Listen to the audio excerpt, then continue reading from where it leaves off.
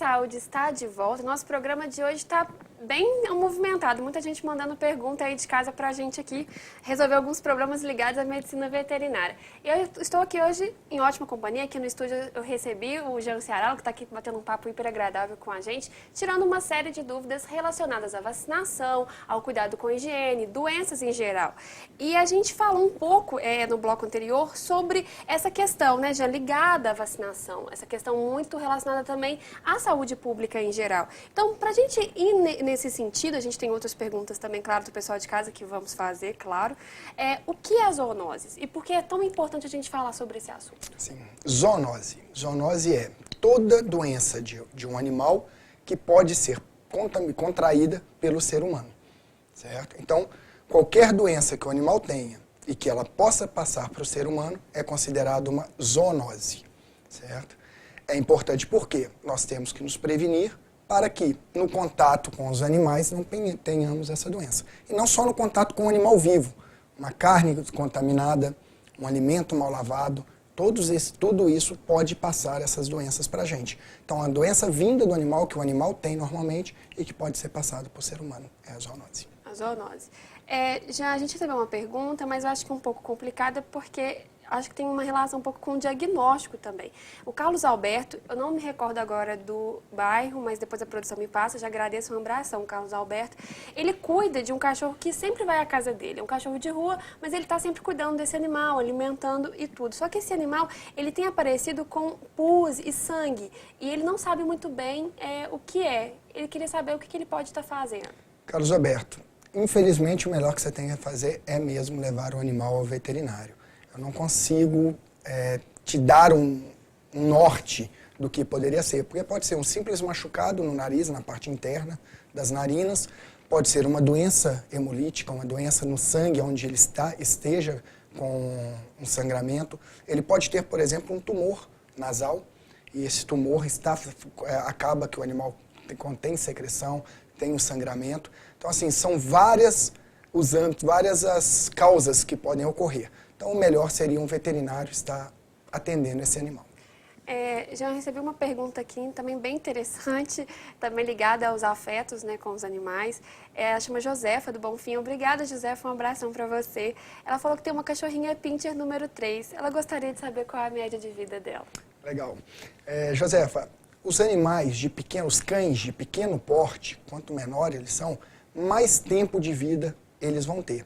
Em média, um Pinscher vai viver aí em torno de 15 anos, mas eu já tenho casos aí de Pinscher com 17, 18 e até 20 anos de idade. Então, claro, vai depender do tratamento que esse animal recebe, todas as vacinas, a alimentação, o acompanhamento médico veterinário e também um pouquinho de sorte, né, como nós temos que ter para viver mais tempo. Já eu sei que é uma coisa errada, mas que todo mundo... Não sei se todo mundo, mas os donos mais errados, e eu me incluo neles. Alimentação animal, a gente não pode dar nossa comida para o cachorro, né? Isso eu sei que é incorreto. Por que é extremamente importante o cachorro sempre se alimentar, os cães, os gatos, de ração, de uma comida balanceada? Certo, vamos lá. Primeira coisa, ele tem que se alimentar só de ração? Não. Ele poderia se alimentar de uma alimentação natural como nós? Sim, poderia. Desde que fosse balanceada como nós tentamos fazer para nós. Só que nem a gente consegue comer uma alimentação balanceada todos os dias. Os animais, eles não têm, o sistema digestivo deles não tem o costume com temperos, com sal, certo? Eles já são onívoros. O cão é onívoro, ele come tanto carne quanto cereais, frutas, legumes. O gato, ele já é um pouco mais carnívoro. Então, a ração, ela já vem balanceada com aqueles nutrientes que ele precisa. Por exemplo, o gato, ele precisa de um nutriente especial, que é a taurina. E a taurina não se encontra em todo lugar. Então, se você está dando um resto de comida para o gato, ou dando só leite, ou dando só carne, esse animal vai ter problemas cardíacos, pode ter problemas ósseos, exatamente porque está dando uma alimentação desbalanceada. Então, a ração veio para quê? Facilitar a nossa vida. Nós dando ração para o animal, nós estamos facilitando, que nós não precisamos balancear. Ela já vem pronta para nós balancear. E os petiscos, todos podem ser dados, mas próprios para o animal, justamente para não ter nada que faça mal para o cão. Exemplos, chocolate para cão. O chocolate tem uma proteína que causa problemas cardíacos no cão. Frutas, a uva, ela possui polifenóis que causam problemas no cão. Cebola, alho, também causam problemas. Então, a gente teria que ter muitos cuidados, se cercar de cuidados, para que o animal tivesse uma vida satisfatória na nutrição. Muito mais fácil ir no supermercado, ir num pet shop, comprar pronta a ração de boa qualidade e dar para o animal, e ele vai estar totalmente satisfeito e bem nutrido. E sem problemas de obesidade. E principalmente. Falando um pouco sobre isso, você falou dessa questão ligada a problemas cardíacos, problemas ósseos, né, que os animais em geral podem ter. Vamos falar um pouco agora desse universo das evoluções dentro da área da medicina veterinária. Jean, a medicina veterinária tem especializações? Seu foco hoje é em cirurgias. Você pode falar para a gente o que é esse leque de possibilidades que se encontra aí? Sim. A gente começa, como eu falei, com uma medicina veterinária bem ampla. Várias espécies animais, várias áreas de atuação. Aí vamos para a parte de clínica de pequenos animais, que é onde eu atuo. Aí, dentro da clínica de pequenos animais, nós já temos as especializações. Nós temos a dermatologia, a anestesiologia e cirurgia, a ortopedia, a cardiologia, algumas com especializações, certo? Por exemplo, hoje eu tenho especialização em clínica de pequenos e estou terminando a minha especialização em ortopedia. E algumas áreas já tem o colégio, então já se faz o especialista, já se dá o título de especialista. Tá? Por exemplo, na dermatologia, na acupuntura, anestesiologia e me fugiu se tem mais uma ou duas especialidades. Então já existe o título de especialista para algumas áreas da medicina veterinária na clínica de pequenos animais. Então a gente vê que é um âmbito bem grande.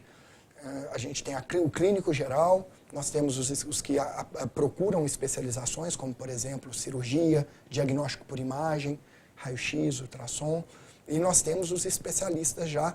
Eu acho que nos próximos 10 anos nós vamos ter aí especialistas em todas as áreas da veterinária, como nós temos no ser humano. Ou seja, tem as cirurgias e também tem essa questão da medicação que você está falando, que é importante também, lógico, deve ter recursos hoje inúmeros.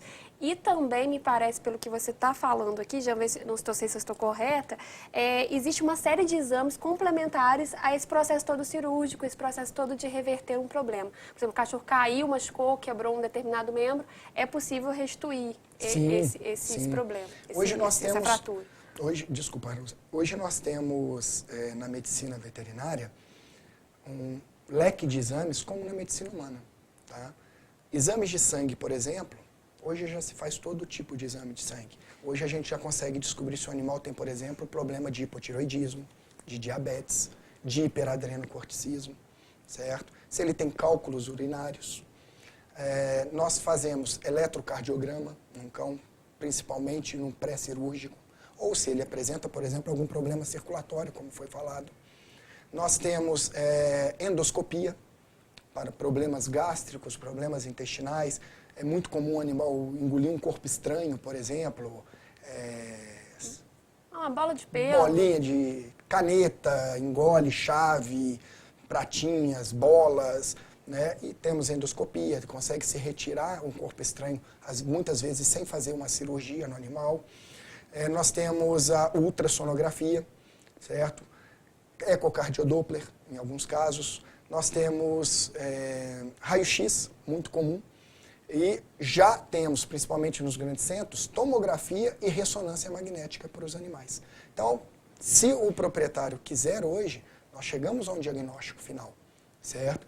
Claro, existe um custo, mas existindo a possibilidade, a viabilidade econômica, dá para conseguir chegar num diagnóstico do animal e tratar esse animal como se trata hoje o ser humano. Né? Você perguntou sobre o animal hoje quebrar a pata. Antigamente se falava, quebrou, não tem o que fazer. Engessar, nunca vi cachorro engessado. Hoje nós temos as cirurgias ortopédicas muito bem feitas, onde qualquer tipo de fratura se coloca placa, pino, fixadores externos, certo? E a gente consegue recuperar a viabilidade daquele membro. Em poucos meses o animal está brincando, correndo com uma osteossíntese, ou seja, com o osso reconstituído. Certo, Jean. Gostaria muito de agradecer a sua presença aqui no nosso programa. Dizer que o programa é todo seu, querendo voltar, ter outra oportunidade, pode aparecer para tirar novas dúvidas e novos temas também, que eu garanto que na área da medicina veterinária deve ser muito amplo e a gente pode discutir várias outras coisas. Eu que agradeço essa oportunidade de estar aqui. Foi maravilhoso. Uma pena ser tão rápido. A gente começa a falar... Muito rápido. Eu costumo brincar que dá para fazer uma hora fácil. Mas foi uma maravilha. Adoraria estar aqui novamente. Espero que os telespectadores tenham gostado. Agradeço demais o convite e vou estar sempre às ordens. Tá certo. Obrigada. Sucesso na profissão. Lembro a você que o nosso programa é reprisado todas as sextas-feiras, às 10h10 da manhã. Lembro também que agora o nosso site está sendo atualizado e você pode conferir esse programa aqui no www.tvcamposdeminas.com.br/Mais Saúde, ano 2015. Só confira lá esse programa, amanhã ou segunda-feira ele já está lá. Querendo reassisti-lo, fiquem à vontade. Eu também gostaria de fazer alguns recados, passar alguns recados para o pessoal de casa. Gostaria também de mandar alguns abraços. O recado é o seguinte, querendo mandar pautas e sugestões de temas que fossem tratados aqui, é só entrar em contato aqui na TV pelo 3372-3720 ou acessar minha página pessoal no Facebook, Haruza Schiavi, apresentadora. Lá vocês podem deixar sugestões de temas e também perguntas nos inbox que são deixados lá dos temas que vamos discutir ao longo da semana. Gostaria de mandar os beijos, como eu disse. Não posso me esquecer de uma garotinha muito especial, que é a Maria Fernanda, que assiste esse programa todas as quintas-feiras. A Wanda, que é lá do Matozinhos também, uma pessoa muito querida, que sempre está ligada aqui, a dona Idalina também, da Colônia do Marçal. Muito obrigada pela audiência e mandar um abração também para o pessoal de Prados, que sempre me manda recados falando que o nosso sinal está pegando muito bem. Então, muito obrigada aí pela audiência de todos vocês. Semana que vem a gente tem um novo encontro, amanhã tem um excelente feriado, a gente se encontra quinta-feira que vem. Um forte abraço, boa noite, até lá!